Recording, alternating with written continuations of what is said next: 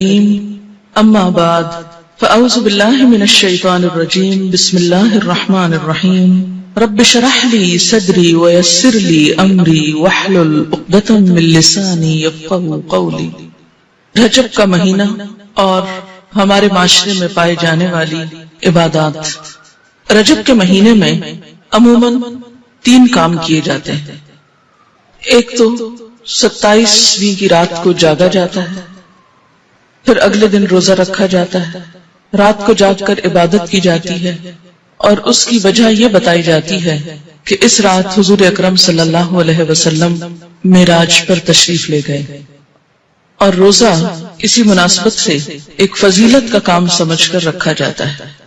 تیسری چیز جو اس مہینے میں عام ہے وہ کونڈے کرنا ہے، جن کو امام جعفر رحمت اللہ علیہ کے نام سے منسوب کیا جاتا ہے۔ آج ہم ان تینوں چیزوں کا جائزہ لیں گے کہ ان کی حقیقت کیا ہے اور اس بارے میں ہمارا طرز عمل کیا ہونا چاہیے۔ رات کی عبادت، دن کا روزہ، شب معراج کی نسبت سے، اور 22 رجب کو کونڈے کرنا امام جعفر کی نسبت سے۔ ان چیزوں کا جائزہ لینے سے پہلے یہ بات ہم اپنے ذہن میں پھر سے دہرا لیں کہ دین دراصل وہ دین ہے جو اللہ سبحانہ وتعالی نے ہم کو دیا ہے، جو محمد صلی اللہ علیہ وسلم کے ذریعے ہم تک پہنچایا گیا۔ قرآن پاک اس کے بارے میں فرماتا ہے اليوم اکملت لکم دینکم واتممت علیکم نعمتی وردیت لکم الاسلام دینا۔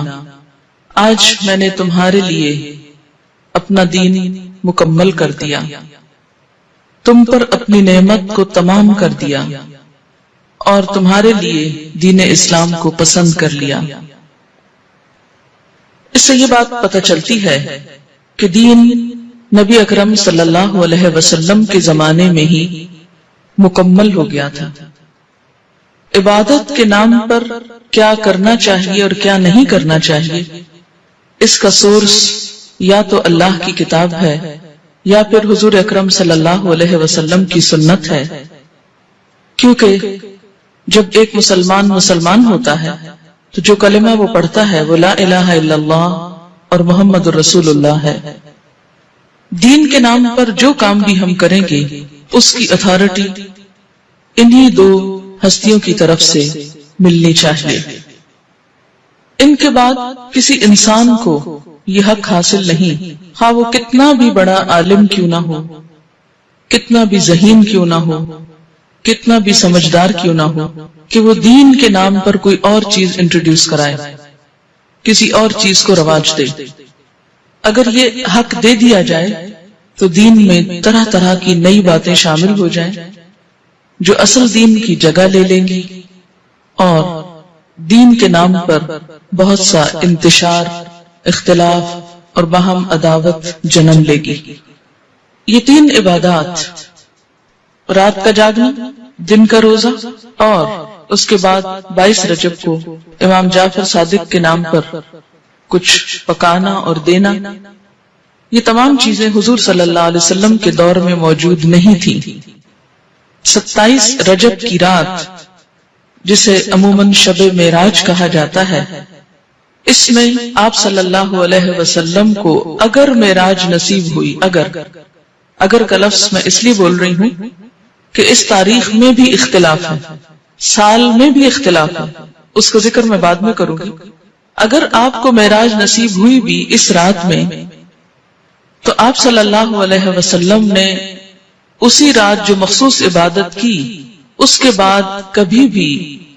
ہر سال 27 رجب کو کوئی خاص عبادت نہیں کی، نہ ہی صحابہ کرام نے کبھی 27 رجب کی رات کو کوئی شب بیداری کی یا اس کی کوئی فضیلت بتائی۔ اسی طرح جہاں تک روزے کا تعلق ہے تو روزہ بھی سنت سے ثابت نہیں ہے، بلکہ اس کے برعکس روزے کے بارے میں کچھ روایات ایسی ملتی ہیں کہ جس میں روزے سے منع کیا گیا۔ مصنف ابن ابی شیبہ کی روایت ہے، حضرت زید بن اسلم رضی اللہ تعالی عنہ سے روایت ہے کہ رسول اللہ صلی اللہ علیہ وسلم سے رجب کے روزے کے بارے میں پوچھا گیا تو آپ نے فرمایا شعبان کے روزوں سے آپ بے خبر ہیں، یعنی رجب میں نہیں،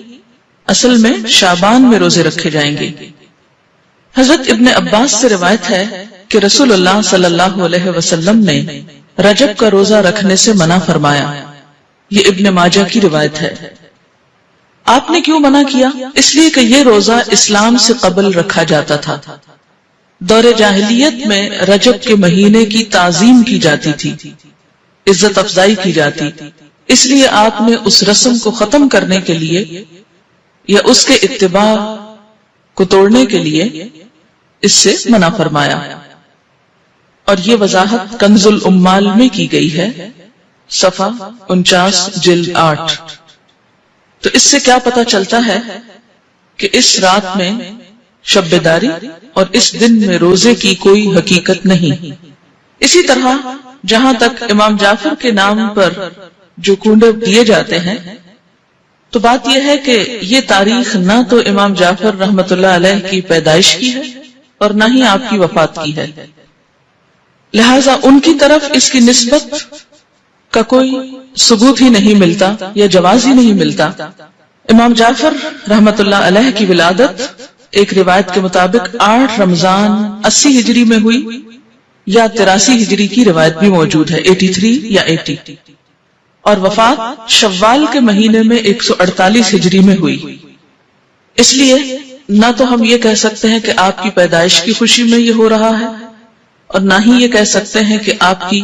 وفات کے ضمن میں یہ کوئی کام ہو رہا ہے، اگرچہ اصلاً ہی کسی کی پیدائش یا کسی کی وفات پر کچھ کھانا پکانا یا مخصوص کھانے پکانا اسلام کی روح کے مطابق ہی نہیں۔ اسلام میں صدقہ خیرات کا جو تصور ہے وہ یہ کہ انسان جب اپنے پاس کچھ مال پائے یا کسی ضرورت مند کو دیکھے تو وہ صدقہ خیرات کرے۔ اسی طرح اسلام نے صدقہ خیرات کی کچھ مخصوص شکلیں نہیں بتائیں کہ وہ حلوہ ہو یا کھیر ہو یا پوریاں ہو یا چاول ہو یا دیگ ہو یا بریانی ہو یا کوفتے ہو، نہیں، اس لیے کہ اسلام ایسی کسی تکلیف میں انسان کو نہیں ڈالتا جو انسان کے لیے نبھانا مشکل کا سبب ہو یا مشکل پیدا کرے۔ ہم دیکھتے ہیں کہ اسلام ایک یونیورسل ریلیجن ہے، وہ کسی خاص کلچر کی پیداوار نہیں، یا کسی خاص کلچر کے لیے نہیں، کسی خاص ملک یا علاقے کے لیے نہیں، ہر زمانے، ہر دور اور ہر علاقے کے لوگوں کے لیے ہے، اور اس میں ایسے احکامات ہیں کہ جو ہر علاقے کے لوگ سہولت کے ساتھ کر سکیں۔ کئی معاشرے ایسے ہیں کہ جہاں کھیر پکائی ہی نہیں جاتی، یا پوریاں بنانے کا طریقہ ہی نہیں آتا، یا کئی لوگ پوریاں بنانا جانتے ہی نہیں، تو کیا ایسے لوگ پھر اس عبادت سے محروم رہیں گے کہ جو ایک مخصوص کھانا نہ پکا سکتے ہوں؟ اس لیے جتنی بھی من گھڑت چیزیں دین میں داخل کی گئیں، ان سب کے پیچھے اسی قسم کی باتیں آپ کو ملیں گی۔ کنڈوں کی رسم کے بارے میں ایک روایت کے مطابق اس کی ابتدا 1906 میں امیر مینائی کے خاندان سے ہوئی اور امام جعفر کے نام پر شروع ہوئی، اور یہ امیر مینائی کا خاندان جیسے کہ آپ جانتے ہیں کہ لکھنؤ سے یا ہندوستان سے تعلق رکھتا ہے، تو اس رسم کی تو ابتدا بھی عرب سے نہیں ہوئی، یا جہاں اسلام کا اوریجن ہے وہاں سے نہیں آئی، تو اس کو اسلام یا دین کا حصہ یا نیکی یا عبادت آپ کیسے قرار دے سکتے ہیں؟ اگر آپ کو کسی کو بھی روح کو ثواب پہنچانا ہے، ان کے لیے صدقہ خیرات کرنا ہے، تو کوئی دن مقرر کرنے کی ضرورت نہیں، جب آپ کا دل چاہے اور جہاں آپ کا دل چاہے، جہاں آپ ضرورت سمجھیں وہاں آپ کر لیں، اور صرف چند مخصوص اشخاص کے لیے ہی نہیں، اس سے زیادہ کے لیے بھی آپ کر سکتے ہیں۔ پھر اسی طرح شب معراج، جس کا تعلق حضور صلی اللہ علیہ وسلم کے آسمان پہ جانے سے ہے، اس کی حقیقت کے بارے میں اور اس کی کچھ تفصیلات کے بارے میں آپ سے بات کروں گی۔ اگر کوئی شخص اس دن کو بہت اہمیت دینا ہی چاہتا ہے تو وہ بھی اپنے عمل پر غور کرے۔ ہم دیکھتے ہیں کہ اس تاریخ کے بارے میں بے شمار اختلافات ہیں، یعنی تاریخ یا مہینہ یا سال کے بارے میں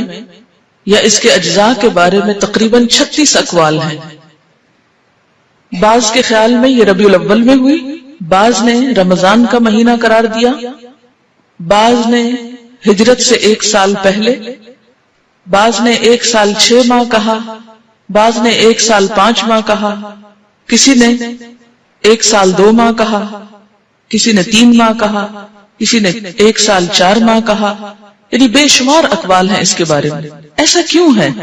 کہ ایک اتنا بڑا واقعہ ہوا اور اس کی تاریخ بھی صحیح معلوم نہیں؟ اس کی بنیادی وجہ کیا ہے؟ اس کی بنیادی وجہ یہ ہے کہ اسلام کے دور اول میں لوگوں کو تاریخوں سے زیادہ دلچسپی نہیں تھی، وہ تاریخیں صرف یاد رکھتے تھے حج کی یا رمضان کی، جس میں مخصوص عبادات کرنا ہوتی تھی۔ اس کے علاوہ کون کس دن فوت ہوا، کس دن پیدا ہوا، یہ چیزیں ان کے نزدیک کچھ بہت اہمیت کی حامل نہیں تھی۔ یہ کون سا واقعہ کس دن ہوا،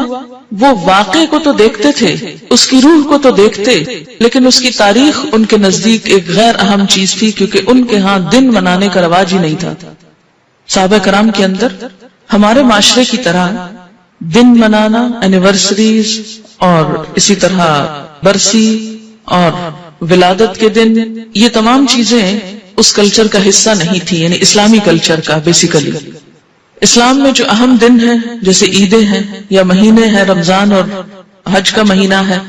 یا اسی طرح کچھ اور مہینوں کی فضیلت ہے جیسے محرم کے روزوں کی فضیلت ہے، یا ذوالحج کے ابتدائی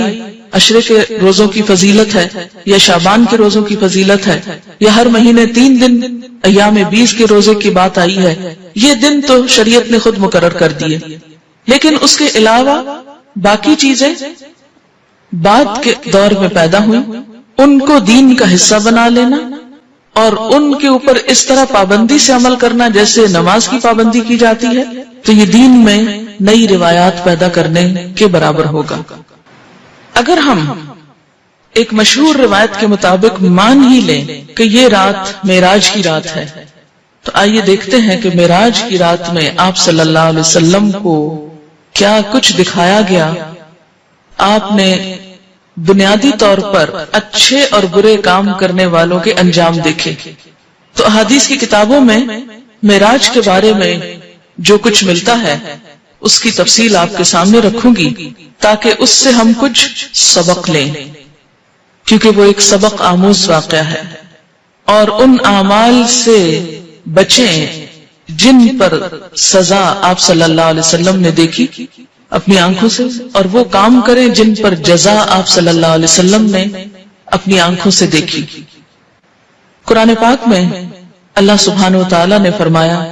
سبحان الذی اسری بعبدہ لیلا من المسجد الحرام الی المسجد الاقصی الذی بارکنا حولہ لنریہ من آیاتنا انہ هو السمیع البصیر۔ سورۃ بنی اسرائیل۔ پاک ہے وہ خدا جو اپنے بندے کو رات ہی رات مسجد حرام سے مسجد اقصی تک لے گیا، جس کے آس پاس ہم نے برکت رکھی ہے تاکہ ہم اسے اپنی قدرت کے بعض نمونے دکھائیں۔ یقیناً اللہ تعالیٰ ہی خوب سننے والا اور دیکھنے والا ہے۔ ان آیات میں جس واقعے کی طرف اشارہ ہے وہ واقعہ اسراء کے نام سے مشہور ہے۔ اسراء کا لفظی معنی ہے رات کو سفر کرنا، رات کو چلنا۔ اس میں بنیاد